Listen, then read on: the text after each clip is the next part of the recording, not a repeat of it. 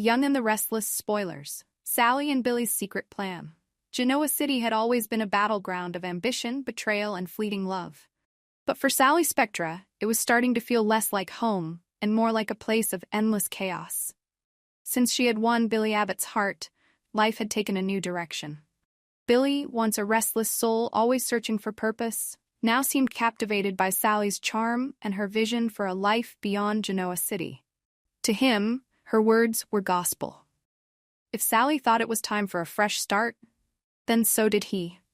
Sally had recently received an enticing offer from Eric Forrester in Los Angeles, one that would bring her back to her roots in the world of fashion. Eric's message was clear. Los Angeles missed her creativity, and there was a place waiting for her at Forrester Creations. The idea of returning to a world where her talent could shine was tempting. Genoa City, with its never-ending rivalries and tangled relationships, felt more suffocating by the day. "I want to leave," Sally confessed to Billy late one evening. They were sitting in the quiet of her apartment, the city lights flickering outside the window. "Genoa's too complicated. I want us to start fresh, somewhere we can build something new, together." Billy's response was immediate. "If you want to leave, I'll go with you. Wherever you go, I go." Billy's diminished role. Billy's words were easy to believe because, in truth, Genoa City had nothing left for him. His role at Chancellor Winters had become redundant. Stripped of real authority and purpose, Billy felt like a man without a cause. The tension between him and his mother, Jill Abbott, had reached a breaking point months ago. Jill had removed him from his position, citing his lack of focus and calling him a liability to the company. In Billy's eyes, the dismissal wasn't just a professional blow. It was deeply personal. He and his mother had always shared a complicated relationship, but now it felt irreparably fractured. Jill's words still echoed in his mind. "You're wasting your potential, Billy. If you're not going to take your responsibilities seriously, then there's no place for you here." She had been right about one thing. Billy didn't fit into the corporate mold, but that didn't mean he was useless.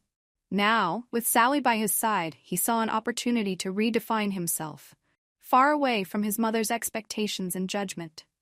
Jill's discovery. However, Sally and Billy's plan to leave Genoa City wasn't as secret as they had hoped. Jill, ever watchful, caught wind of their conversations through subtle clues and whispers.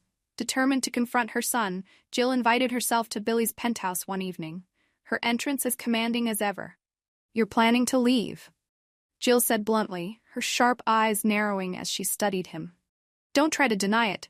I know you've been talking with Sally about running off to Los Angeles." Billy didn't bother with excuses. "So what if we are? You've made it clear I'm not welcome at Chancellor Winters. Why does it matter to you where I go?" Jill's voice hardened. "Because running away won't solve your problems, Billy. You have a responsibility, to this family, to the company, and to yourself. Don't throw it all away for some fleeting romance." Billy's anger flared. "Fleeting?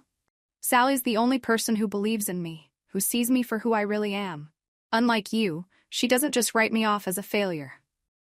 Jill's expression softened for a moment, but her resolve didn't waver. "You don't get to play the victim here. If you want to prove me wrong, then stay. Do the work. Prove you're more than just talk." Jill's final move. But Jill's efforts to stop Billy from leaving weren't entirely about concern for her son. Part of her motivation was self-interest. Losing Billy to Los Angeles would reflect poorly on her leadership at Chancellor Winters, and Jill Abbott didn't like to lose, especially not to Sally Spectra. In a calculated move, Jill publicly severed all ties with Billy, ensuring there was no ambiguity about where they stood. She issued a statement to the board, making it clear that Billy Abbott was no longer affiliated with the company in any capacity. The message was loud and clear. Jill was done with her son, but the fallout was more personal than she had anticipated. Billy's resentment toward her grew into outright hatred. Billy's resolve now, with nothing holding him back, Billy was determined to prove Jill wrong, not for her approval, but for himself. For years, he had struggled to find his place, often stumbling in the shadows of his siblings and their accomplishments. This time, he would carve his own path, away from Genoa City, away from his mother's judgment. "Sally," he said one evening as they packed their bags for Los Angeles, "this is our chance.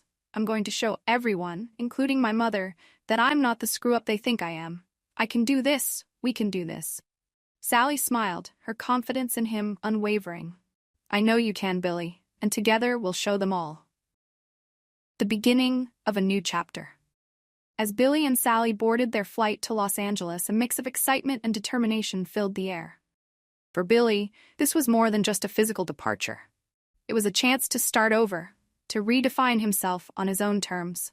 For Sally, it was a homecoming, an opportunity to reclaim her career and rebuild her reputation in the world of fashion. Back in Genoa City, Jill watched the plane take off from afar. Her expression was unreadable, but deep down, a pang of regret lingered. She had always pushed Billy to be better, to live up to his potential. But had she pushed him too far? For now, Billy and Sally's departure marked the beginning of a new chapter, one that would test their love, their ambitions, and their ability to rise above the shadows of their past. In the end, Genoa City might just find that letting go of Billy Abbott was the greatest mistake it ever made.